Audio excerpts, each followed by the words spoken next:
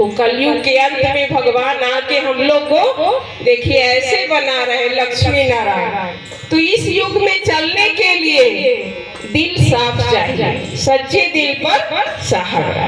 यहाँ कोई दिखावा नहीं है। हमारे माउंट आबू में जाइए, दादी जी भी साथ में बैठते हैं, हम बहनें भी बैठते हैं, नए भी आते हैं तो साथ में बैठते हैं। कोई अलग से हम लोग का सिंहासन नहीं है, कोई भेदभाव नहीं। सब जाति धर्म हम लोग पूछते भी नहीं कौन जाति का है। तो न लिंग भेद है न जाति भेद है। तो ऐसी दुनिया स्थापन करने के लिए एक राज, एक धर्म, एक भाषा, एक मत लाने के लिए हमें क्या क्या बातों को छोड़ना होगा। आज 3 बातों को बाबा ने अंडरलाइन किया, पर चिंतन, पर दर्शन और पर मत। ईश्वरीय मत पे चलो, पर दर्शन में तो सारी दुनिया देखते देखते जीवन खराब कर लिया। फलाना ऐसे करता है तो हम भी ऐसे करें। ईश्वर का जो महावाक्य अभी दीदी सुनाई, विचार बीज का, इसमें कितना रस था, इसमें कितना शक्ति है, इसको जानकी दादी 8 बार पढ़ती थी। तो ईश्वरीय मत है, इस खजानों को हम यूज करेंगे तो स्वर्ग में हीरे जवाहरातों का महल बनेगा। ये दुनिया तो भसने वाली है, खत्म होने वाली है। कलयुग बाबा बोलो ना, कलयुग का अंत है और वही 3 टांग टूट गया है, एक टांग पर वो चल रहा है, घुटने के बल से कम दम तोड़ देगा कोई पता नहीं। तो कलयुग जाने वाला है, सत्य की तैयारी बहुत जल्द हो रही है और स्थापना होने वाली है। तो इसमें दिल खोल के जितना जो करना चाहे वो कर सकता है। तन मन धन समय श्वास संकल्प सब ईश्वर में लगाएंगे। जो लगाएंगे, जितना लगाएंगे उतना परमात्मा हिसाब करके वापस दे देगा। जितना लोगों के लिए दुआएं मांगेंगे, शुभ भावना शुभ कामना देंगे, जितना परमात्मा के लिए सहन करेंगे, त्याग करेंगे, तपस्या करेंगे, सब बाबा देते हैं। यहाँ तक कि आश्रम में झाड़ू भी लगाएंगे ना तो उसका भी फल मिलता है। ये नहीं कि हम बड़े घर के हैं, हम झाड़ू लगाएंगे, हम कुर्सी साफ करेंगे, बर्तन धोए चाहे भाषण करे, दोनों में नंबर बराबर है। अगर बर्तन धोएगा, रो रो के धोएगा तो कोई फल मिलेगा? नहीं मिलेगा। तो यहाँ बर्तन भी धोना है। देखते हमारे माउंट आबू में नेपाल के भाई बहन सब छीन छीन के सेवा करता है कि नहीं हमको सेवा चाहिए, हमको सेवा चाहिए, क्योंकि सेवा में मेवा है ना। और 21 जन्मों की कमाई हो रही है, तो हम नहीं करेंगे तो कौन करेगा?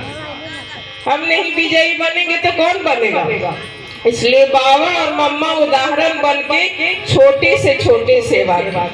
मम्मा क्या है, लैट्रिन तक साफ करती थी, कोई बेहतर नहीं आता। कोई सेवा छोटा नहीं होता है। तो यहाँ 4 विषय है, ज्ञान, योग, धारणा और सेवा। बाबा को साथ में रखेंगे तो कोई कठिनाई नहीं। और माताएं क्या है, भाग्य विधाता है। बाबा ने कहा ना कि माता और माता तो सबकी भाग्य विधाता।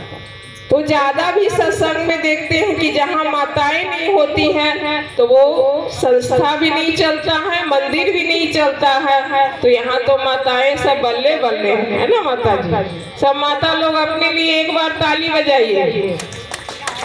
चलिए, माता को भगवान ने कहा कि माता कितनी श्रेष्ठ है, जो शिवाजी को जन्म दिया, जो विवेकानंद को जन्म दिया, जो महात्मा बुद्ध को जन्म दिया। कितने सुंदर सुंदर महान आत्माओं को धरती पर लाया। तो सृजन देवी कौन है? माताएं। क्योंकि उसमें दया है, करुणा है, ममता है। सबको ले करके, सबको एक सूत्र बांध करके घर को स्वर्ग बनाती है, घर को सजाती है, कितनी ऊंची पालना करती है। तो धरती माँ भी है। तो भगवान शिव आते हैं तो ज्ञान की कलश किस पे रखते हैं? माताओं पे रखते हैं। क्योंकि माताएं ही घर को और विश्व को घर घर में ज्योत जगा सकती है, पुरुषों को भी झुका सकती है, सबका कल्याण कर सकती है। तो कहते हैं कि नारी तेरे रूप बने, करुणा ममता सब में। झुक जाए तो सीता है और जाए तो काली, उसी का नाम नारी। तो ये धरती क्या है? नारी ही तो है ना, जिसपे हम लोग पैर रखते हैं, चल रहे हैं, खा रहे हैं, पी रहे हैं। तो ये धरती माँ भी नारी ही है, एक ब्रह्मा बाबा भी माँ है, और ये ड्रामा भी माँ है, और एक 5 माँ है ना, एक सिनेमा को भी माँ कहते, तो बाप की माँ है। सिनेमा में जाने से मनुष्य क्या है, गिर जाता है, उसका बुद्धि भ्रष्ट हो जाता है। तो बाबा ने आके हम लोग को बहुत कुछ दे, ऊंचा देखना, हमारी दृष्टि कितनी अच्छी हो गई, देखेंगे तो खुशी होगा कि दीदियों का दृष्टि पड़ा। कहीं हॉस्पिटल में भी जाएंगे तो सब हॉस्पिटल के मरीज लोग खुश हो जाता है कि कितना करा रहे थे दीदी, लेकिन आप लोग आए ना, दृष्टि दी ना, तो दम लगा कि कितना शक्ति आ गया, कहाँ बीमारी चला गया। तो बाबा की हम लोग श्रेष्ठ मूर्तियां हैं जो तपस्या कर रहे हैं सतयुग में जाने के लिए, और बहुत ही जल्दी सतयुग आने वाला है। उसमें हमने तो बाबा को जाना, पहचाना और उससे संबंध जोड़ लिए, उसके साथ सुबह शाम तपस्या कर रहे हैं। लेकिन आप भी जानिए, पहचानिए और अपना संबंध बनाइए, और बच्चों को भी ज्ञान दीजिए, और जन्म जन्म का 21 जन्मों का कमाई करिए, ताकि हमें दुखी ना होना पड़े। रावण जैसे लोग दुखी न करे, दुशासन जैसे लोग को भी हम लोग ज्ञान देंगे, भीष्म पितामह को भी ज्ञान देंगे। तो ज्ञान शिव बाबा इतना दे रहे हैं, तो उस खजाना को हम क्यों नहीं लें, अपना घर का कल्याण क्यों नहीं करें। तो यहाँ 4 पीठ का मुरली है, उसमें अब लोग सप्ताह में 1 दिन भी आएंगे तो बहुत ज्ञान होगा। ऐसे तो प्रतिदिन का ये जरूरत है ज्ञान सुनने का, क्योंकि बिना ज्ञान का ये जीवन हमारा कैसा है, नर्क के समान।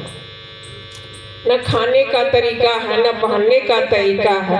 आज नारी अगर श्रेष्ठ हो जाए पहनने में, ओढ़ने में, हर जगह में, बोल विचार में, तो भारत क्या होगा, फिर से स्वर्ग बन जाएगा, और हर नारी लक्ष्मी बन जाएगी, और हर नर नारायण बन जाएगा। तो ब्रह्मा कुमारियों ने बहुत सारा कार्य कर ली है। आप लोग भी आइए, पहचानिए और शिव बाबा को याद करिए। और बहुत ही पवित्र मास है, अभी कौन सा मास है, शिवरात्रि मास है। ऐसे समय पे शिव बाबा का झंडा लहरा रहा है। आप लोग भी संदेश को गली गली में पहुंचाइए और घर परिवार का कल्याण करिए, और कौड़ी से हीरे जैसा जीवन को बनाइए। बहुत बहुत शुक्रिया आप लोगों को। ओम शांति, ओम शांति।